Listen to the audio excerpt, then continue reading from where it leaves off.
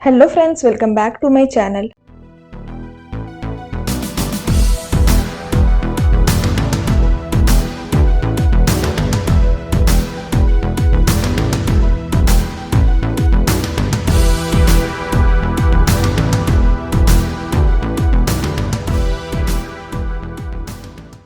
Part 59 के starting में हमें दिखाया जाता है कि यहाँ पर लॉन्गसी बोलता है माइदा राइची को कि अब संघाई में जितना भी गोदाम है वो सारे मेरे अंडर आता है, तो अब तुम्हें जितने भी अपने प्रोडक्ट्स मंगाने हैं तुम आराम से मंगा सकते हो। उसके बाद माइदा राइची बोलता है कि जुओ कहाँ है, क्या तुमने उसे ढूंढा? तो लॉन्गसी बोलता है नहीं, अभी तक तो हमने उसे नहीं ढूंढा है, हो सकता है कि वो संघाई छोड़ करके चला गया हो और जब सिचुएशन सेटल हो जाएगा यहाँ पर तब हो सकता है कि वो यहाँ पर आ जाए, बट फिर भी अगर वो संघाई आ जाता है वो यहाँ पर एफोर्ड नहीं कर पाएगा रहने के लिए। माइदा राइची उसे कुछ नहीं बोलकर वहां से चला जाता है। उसके बाद वो जाता है मिंगजू के साथ, जुओ का साथी रहता है सीहाओ, वो देख लेता है कि मिंगजू माइदा राइची के साथ है। उसके बाद हमें सीन में दिखाया जाता है कि यहाँ पर बार में आता है और यहाँ पर वो ड्रिंक करके एंजॉय कर रहा होता है। उसके बाद वो बोलता है सीहाओ को पूरे संघाई में किसी की हिम्मत नहीं है मेरे अगेंस्ट जाकर मुझसे बात करने की, बट एक माइदा राइची ही है जो मुझे नीचा दिखाता है, देखना एक दिन आएगा जब मैं उसे अपने पैरों के नीचे कुचल दूंगा। उसके बाद वो बोलता है सीहाओ को कि जुओ जेन और मिस्टर फेंग अब तो दोनों जा चुके हैं, अब ये पूरा संघाई मेरा है और इस संघाई का मैं राजा हूँ। उसके बाद सीहाओ उसे घर छोड़ने के लिए आता है और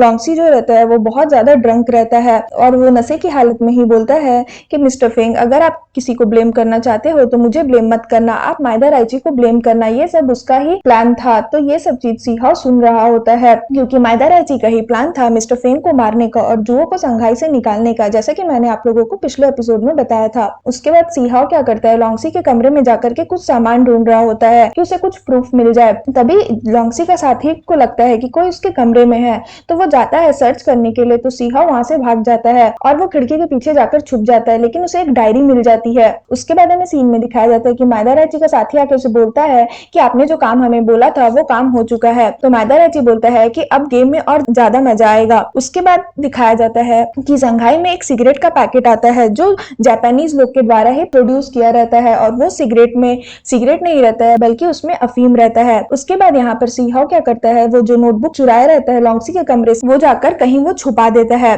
और फिर वो भी सिगरेट लेने जाता है तो वो देख लेता है कि उसमें जापानीज नेम लिखा है, तो वो समझ जाता है कि वो सिगरेट नहीं है। उसके बाद वो सिगरेट को लेकर के कहीं जा रहा होता है तो माइदा राइची के साथी लोग भी उसके पीछे पड़ जाते हैं और वो देख लेते हैं कि वो लॉन्गसी के अंडर काम नहीं कर रहा बल्कि जुओ का हेल्प कर रहा है। तभी माइदा राइची उसे पकड़ कर लाता है सीहाओ को और बोलता है कि तुम लॉन्गसी के अंडर काम कर रहे थे और बहुत सारे प्रोमिसेस किए थे उसे कि तुम उसके लिए लॉयल रहोगे, बट अंदर से तो तुम जुओ की हेल्प कर रहे थे, तुम जुओ के लिए एविडेंस ढूंढ रहे थे ताकि तुम उसे बचा सके। मैं सच में जानना चाहता हूँ कि तुम ऐसा क्यों कर रहे थे। फिर सीहाओ बताता है मैं ईमानदार हूँ और हम चाइनीज लोग ईमानदार होते हैं बट तुम जापानीज लोग ईमानदार नहीं होते हो। तो माइदा राइची बोलता है कि नहीं, ईमानदार तो हम भी होते हैं बट हम लोग अपनी लाइफ के लिए ह्यूमैनिटी को भी कुर्बान कर सकते हैं और किसी भी चीज पे गिव अप कर सकते हैं। मैं होप करता हूँ कि तुम ये चीज समझोगे, अगर तुम मेरी हेल्प करोगे तो मैं तुम्हें लॉन्गसी का पोजीशन मैं तुम्हें दे दूंगा।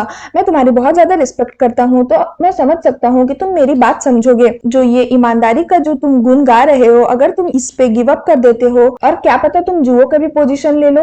मुझे पता है कि लॉन्गसी उतना अच्छा नहीं है इस बिजनेस में और वो संघाई का राजा कभी नहीं बन सकता, इसलिए मैं चाहता हूँ कि तुम काम करो और मैं तुम्हें लॉन्गसी का पोजीशन दे दूंगा और फ्यूचर में तुम जुओ जेन भी बन सकते हो, एक न्यू जुओ जेन। तो बताओ क्या बोलते हो। सीहाओ बोलता है कि अच्छा तुम्हारी कंडीशन ये है कि मैं जुओ जेन को धोखा दूं। तो माइदा राइची बोलता है कि इसे धोखा नहीं बोलेंगे, सभी को अपनी जिंदगी जीने का अधिकार है। तो सीहाओ बोलता है कि तुम्हें क्या लगता है कि मैं मरने से डरता हूँ? 10 साल पहले जब जुओ ने मेरी जान बचाई थी तभी मैंने सोच लिया था कि मैं जुओ के लिए अपनी लाइफ कुर्बान कर सकता हूँ, तो अगर तुम मुझे मारना चाहते हो तो तुम मुझे मार सकते हो, मेरी लाइफ उनसे ही बिलोंग करती है और वैसे भी मैं मास्टर जुओ के लिए एविडेंस खोज चुका हूँ और मैं वो कहीं पर छुपाया हूँ जो बाद में जुओ को मिल ही जाएगा। और वैसे भी मैं तुम्हें ये चीज बताना भूल गया था कि अगर तुम मुझे आज मार भी देते हो तो जुओ आज नहीं तो कल आ करके तुमसे जरूर बदला लेगा। उसके बाद हमें यहाँ पे सीन में दिखाया जाता है कि जियांग का साथी आकर के उसे कुछ लेटर देता है, तो जियांग उसे बोलता है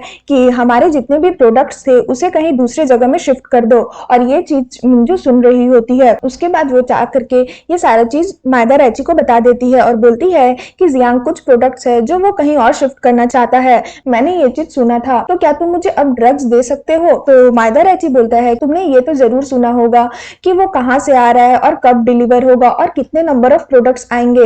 तो मिंजू बोलती है कि ये चीज तो मैंने नहीं सुना था, मैंने जो सुना था वो मैंने तुम्हें बता दिया है, तो प्लीज अब तुम मुझे ड्रग्स दे दो। क्योंकि उसे ड्रग्स की लत लग जाती है, इसलिए उसे रोज ड्रग्स चाहिए होता है, इसलिए वो माइदा रैची की हेल्प करती है कि बदले में वो उसे अफीम देगा। उसके बाद वो बोलता है कि तुम जो भी इंफॉर्मेशन मेरे लिए अब ला रही हो वो मेरे कोई काम का नहीं है, अब मुझे तो ये लगता है कि तुम मेरे लिए लॉयल नहीं हो। तो वो बोलती है कि ऐसा नहीं है, प्लीज तुम मुझे ड्रग्स दे दो, मैं तुम्हारे लिए लॉयल ही हूँ। तो माइदा रैची बोलता है कि नहीं, अब तुम्हारे एक्शंस मुझे सही नहीं लग रहे और अब तुम मेरे लिए बेनिफिट भी नहीं हो, इसलिए मैं तुम्हें अब कोई भी ड्रग्स नहीं दूंगा। तो मिंजू बोलती है कि नहीं, मैं अच्छा फील नहीं कर रही हूँ, प्लीज तुम मुझे वो अफीम दे दो, मैं तुम्हारे लिए लॉयल ही हूँ, तुम बोलो तुम क्या करवाना चाहते हो मेरे से, मैं वो सब कुछ करने के लिए रेडी हूँ। उसके बाद वो मिंजू को सिहाओ के पास लेकर के जाता है और मिंजू बोलती है, ये तो जुओ जेन का भाई था ना? माइदा रैची बोलता है कि हाँ, तो तुमने अभी मुझसे कहा कि तुम अपना लॉयल्टी मुझे प्रूफ करना चाहती हो, तो चलो अपना लॉयल्टी प्रूफ करो और इसे मार दो। उसके बाद बोलता है माइदा रैची, मैं तब से यही सोच रहा था,